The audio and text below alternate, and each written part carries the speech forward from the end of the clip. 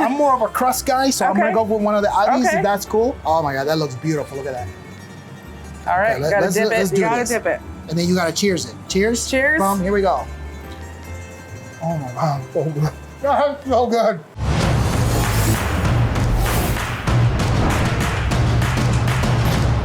Hey, what's up? It's Luis with America's Best Restaurants, and we travel the country coast to coast to find the places where you need to eat at on a weekly basis. And today, we're just off iconic Route 66 in a city called Moriarty, New Mexico. Now, this is the first time I've been to New Mexico, but one of the things that I absolutely love nationwide is pizza. Well, we're at a restaurant called Buttercrust Pizza, and I am starving. I haven't had anything to eat all day, so I'm just gonna go jump straight into the kitchen and go get some food. Come with me.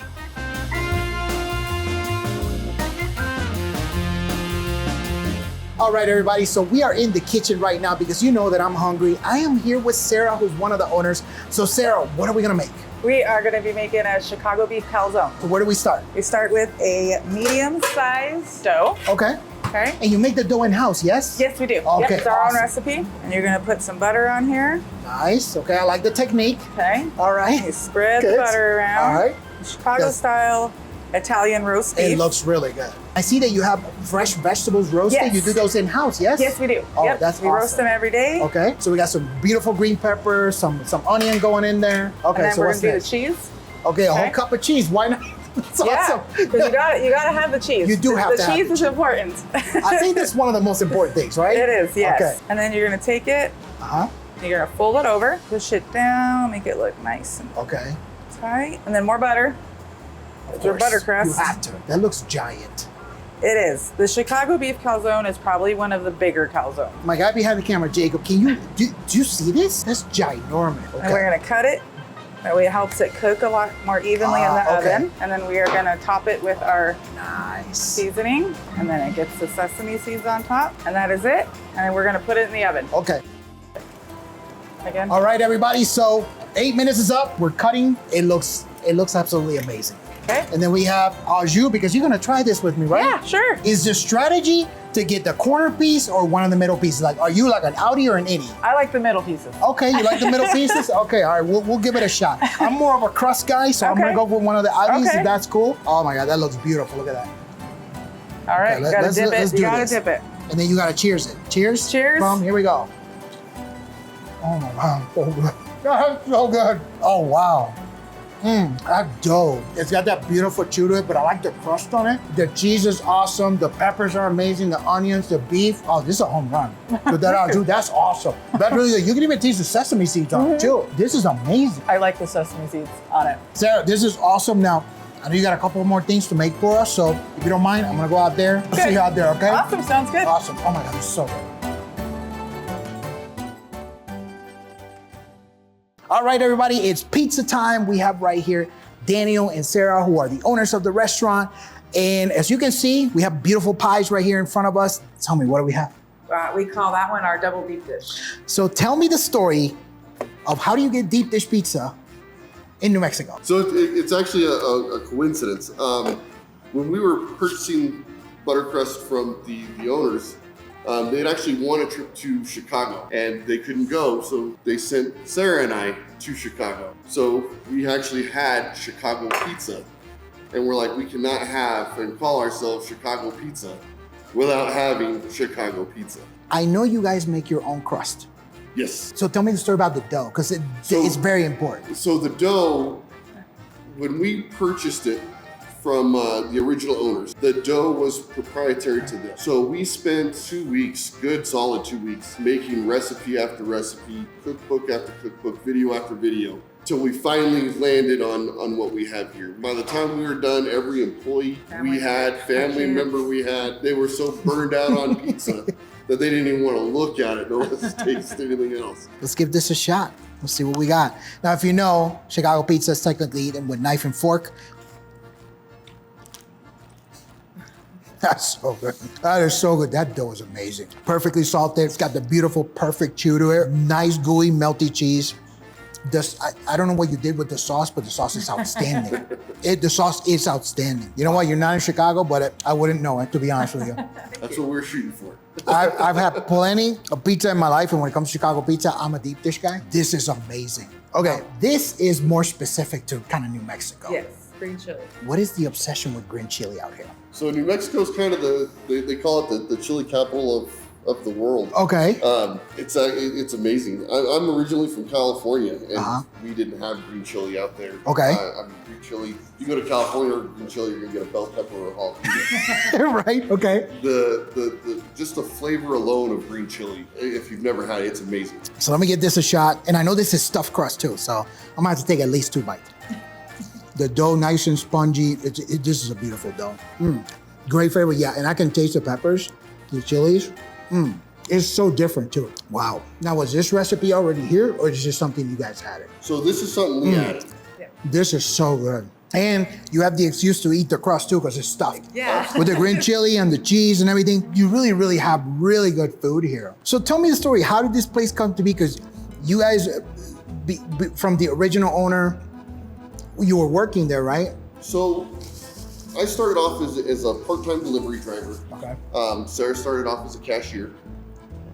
Within the first couple of weeks of them not even opening yet, the kitchen manager quit.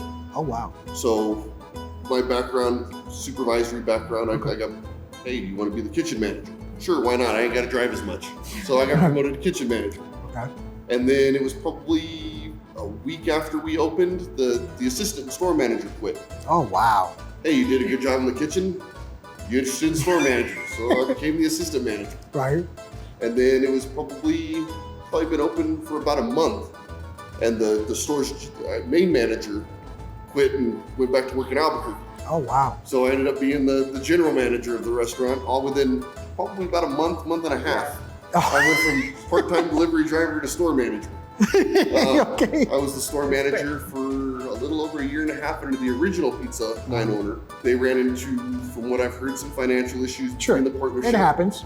They decided we went out, so they talked to the property owner, who took it over from them and kept running it as the Pizza 9. Right. He had it for the remainder of the Pizza 9 contract.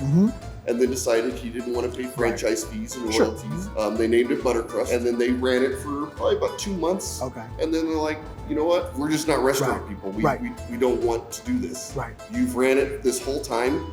Would you and your wife be interested in purchasing it? I came home, talked to Sarah about it. We debated about it for about a week and a half. You know, is it something we really want to do? We traveled to Chicago to see what the true Chicago was about. And, you know, we decided, you know what?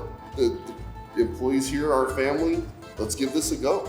We've been hitting the ground running ever since. I mean, it's kind of crazy though to go through all those promotions like a month and a half. You're probably looking around like, what's going to happen next? You know, you always hear those stories. Hey, you know, I started off as a dishwasher. That's why I joke around all the time earlier. Right. You know, I'm just a dishwasher.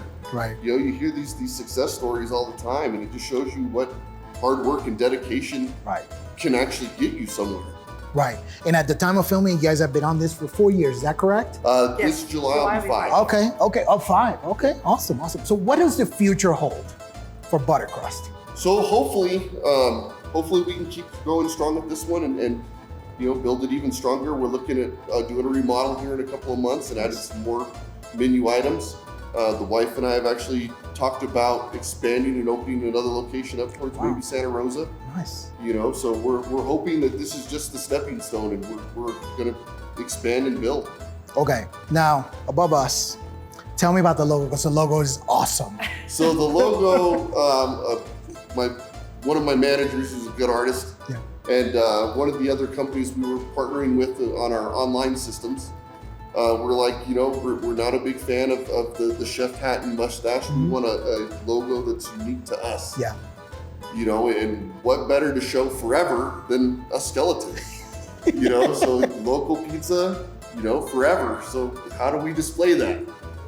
Let's throw the guy on a skeleton on a slice of pizza. So it's awesome. It just blossomed from a bunch of us just hanging out, kind of spitballing ideas on how we're gonna do this, and that's kind of what we came up with. That's cool. It's just unique. It's so different. Now, the one thing I forgot to ask you off camera, does the skeleton have a name? You name the skeleton. Well, there you go.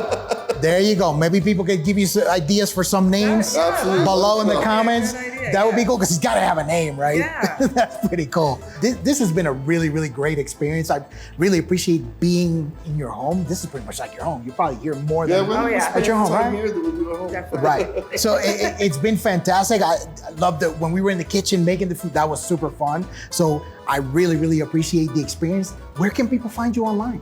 So it's orderbuttercrustpizza.com. Okay. And of course, you got Facebook and they can find you on Google and everything. Oh, yeah. Right. Sarah does Facebook guru. Okay. All right. Fantastic. And also, you can find a full listing for them on americasbestrestaurants.com. Awesome experience. Love this place. I'm going to try to destroy this whole pizza. Okay? Boom. We'll see you.